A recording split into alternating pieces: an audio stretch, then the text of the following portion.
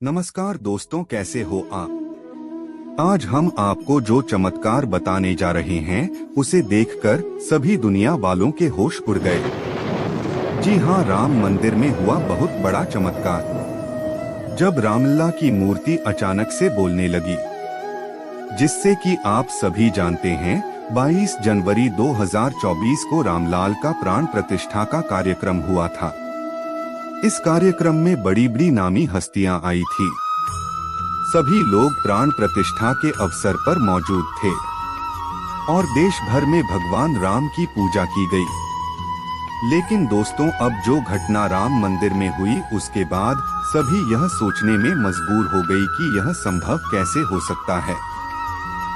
दोस्तों, आज सुबह जब राम मंदिर की पुजारी ने पूजा की और सुबह 6 बजे जब आरती का समय हुआ तो सभी आरती में एकत्रित हुए।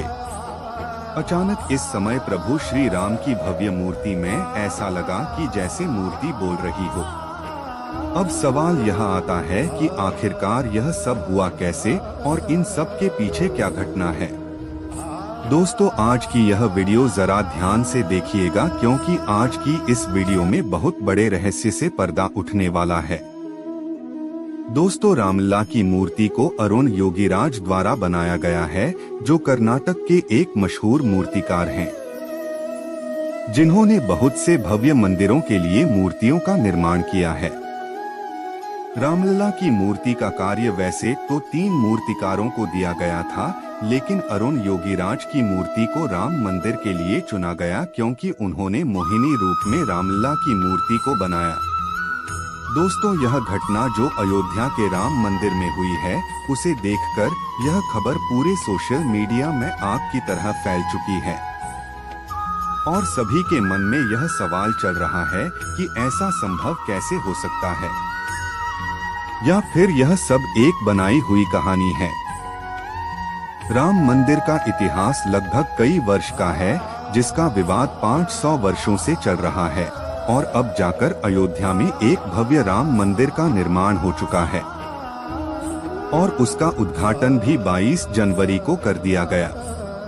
दोस्तों, अब हम आपको श्री राम की मूर्ति का वह सच बताने वाले हैं जिसकी बात हमने वीडियो की शुरुआत में की थी। लेकिन उससे पहले अगर आप भी प्रभु श्री राम के सच्चे भक्त हैं तो वीडियो को लाइक करके कमेंट में जय श्री राम जरूर लिखें।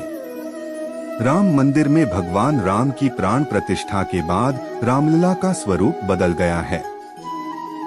रामलला की मूर्ति बनाने वाले अरुण योगीराज ने बताया कि जब उन्होंने प्राण प्रतिष्ठा के बाद रामलला के दर्शन किए तो वह मंद मुक्त हो गए। उन्हें भरोसा नहीं हुआ कि रामलला की मूर्ति को उन्होंने ही बनाया है।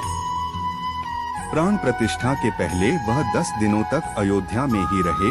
उन्होंने बताया कि गर्भगृह में प्राण प्रतिष्ठा के बाद रामलाल के विग्रह के भाव बदल गए हैं। ऐसा लग रहा है कि मानो रामलला की मूर्ति बोलने लगी हो।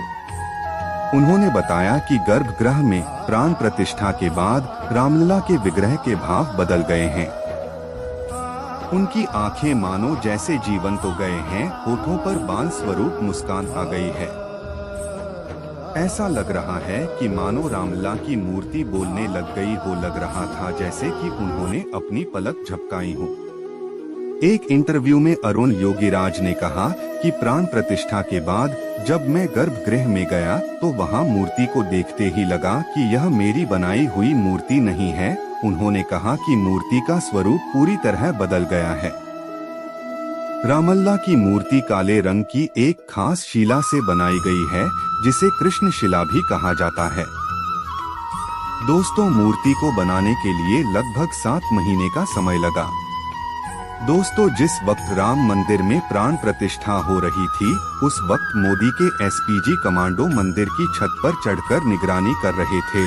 हर जगह पर नजर रख रहे थे कि प्रधानमंत्री नरेंद्र मोदी और राम मंदिर की सुरक्षा में कोई कमी ना हो। इसका खास तौर पर ध्यान रखा जा रहा था। अयोध्या की सुरक्षा में कई सारे पुलिस के जवान मौजूद थे, मगर पुलिस के निगरानी के बाद राम मंदिर की सुरक्षा के लिए मंदिर की छत पर 1-2 नहीं बल्कि मोदी के कई कमांडो नजर आए, जो पूरे मंदिर परिसर के निगरानी कर रहे थे। आधुनिक हथियारों से लैस कमांडो राम मंदिर में मौजूद सभी लोगों पर कैमरे की नजर से निगरानी रख रहे थे। स्पेशल प्रोटेक्शन ग्रुप देश के प्रधानमंत्री की सुरक्षा के लिए होता है। विशेष परिस्थितियों में इन्हें प्रधानमंत्री के परिवार और पूर्व प्रधानमंत्री की सुरक्षा के लिए भी लगाया जाता है। एसपीजी फोर्स में 3000 सिक्योरिटी पर्सनल है जो लेटेस्ट टेक्नोलॉजी से पूरी तरह से लैस होते हैं। एसपीजी अपने आदर्श, समर्पण, शौर्य और बहादुरी के लिए जाने जाते हैं। भगवान राम की प्राण प्रतिष्ठा में लगभग 8000 मेहमानों को आमंत्रित किया गया, जिसमें 3000 से ज्यादा वीआईपी लोग मौजूद थे। 22 जनवरी को राम मंदिर के भव्य शुभारंभ की चर्चाएं केवल भारत में ही नहीं बल्कि यूरोप से लेकर अमेरिका तक धूम है। इस आयोजन को लेकर पूरी दुनिया में उत्सव का माहौल बन चुका है। अयोध्या राम मंदिर में प्राण प्रतिष्ठा के कार्यक्रम के दिन भगवान राम की मूर्ति देखने के बाद आपके मन में भी यह सवाल जरूर आया होगा कि श्री राम की प्रतिमा आखिर काली क्यों है।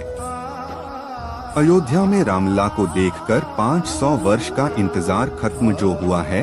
22 जनवरी के दिन प्राण प्रतिष्ठा का कार्यक्रम पूरे विधि विधान से हर किसी की जुबान पर बस जय श्री राम का ही जप है। लेकिन राम जी की मूर्ति को देखकर आपके मन में भी यह सवाल जरूर आया होगा कि आखिर मूर्ति का रंग काला क्यों है और आखिर उनकी आंखों में पानी क्यों दिखा। रामलला की मूर्ति को शीला पत्थर से तैयार किया गया है, जिसको कृष्ण शीला के नाम से जाना जाता है। यही वजह है कि श्री राम की मूर्ति काले रंग की है।